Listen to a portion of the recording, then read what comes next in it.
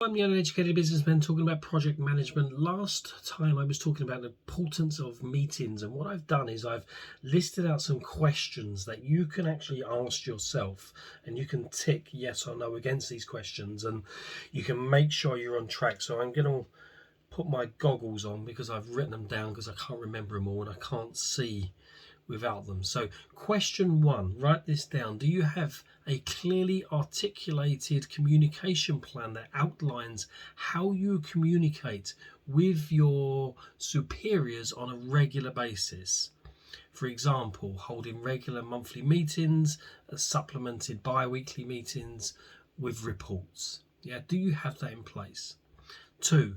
Are you faithfully executing your plan and providing all stakeholders with continuous updates, status reports, and progress reports? Are you doing that? Yes or no? If you're not doing that, you need to start doing that. Have you clearly identified the project goals to all people involved?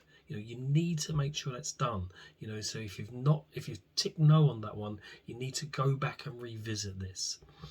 Have you alerted all people to any changes in the project's objectives and the consequences of those changes in terms of quality, time, and costs? Again, if you've yes, you can move on. If you no, go back and revisit it.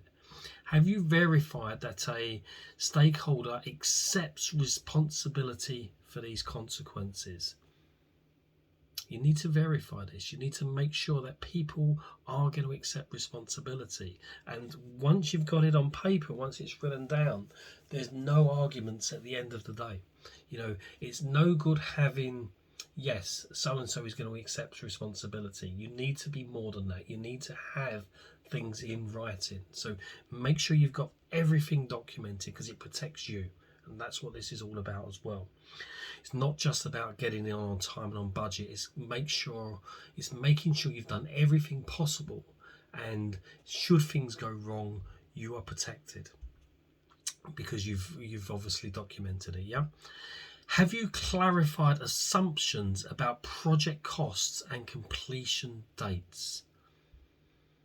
You need to make sure you've clarified this, the costs and dates. Yeah. If you haven't, you need to document it. You need to clarify it. It needs to be down on paper.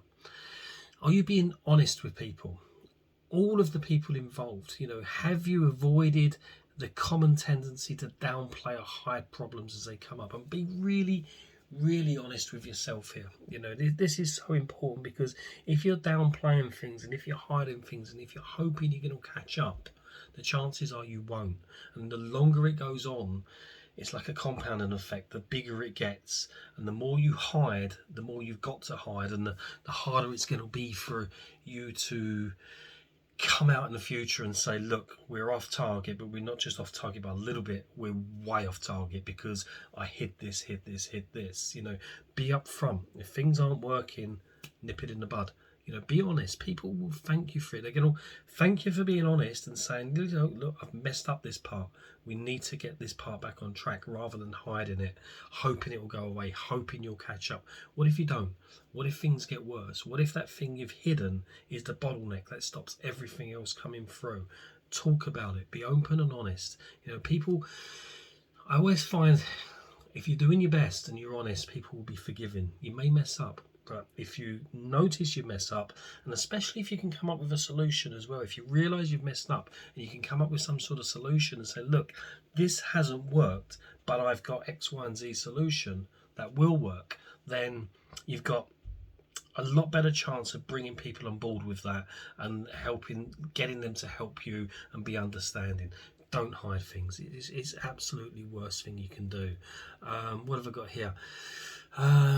Where's my next question? Are you keeping communications ongoing and two-way? In addition to sharing information, are you asking stakeholders what they think and listening to what they have to say? And this is something I struggled with in the past, listening.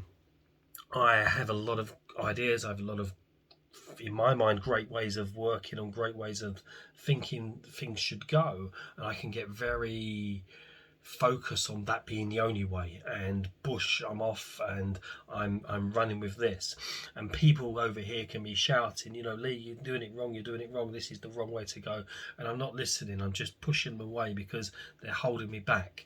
Listen, you know, talk to people, communicate, make sure everything is a two-way process, and you can talk about how things are going, but when people have their own opinions and their own ideas, always listen, always use these. You've got two of these and one of these. You know, I use this a lot and I don't always use these. Make sure you use these, because when you start listening, that's when you start learning and you start understanding and you start picking up on things, and you might find that you can speed up, you can get there quicker, because someone else in the process has been there, seen it, done it, and they know what you're doing isn't working. And if you're not listening to them and you carry on going down this way, it can really have a detrimental effect on your project. So there's a few questions there that I think everyone should ask themselves when they're managing a project. Just go through them, write them down. Yes, no, yes, no, yes, no. If you're all yeses, you're on the right track. If you've got some no's, you need to revisit a few and get them to yeses, and you'll be back on the right track. I hope that was useful. I hope you enjoyed that. I'm the Uneducated Businessman. I'll see you in the next video. Over and out.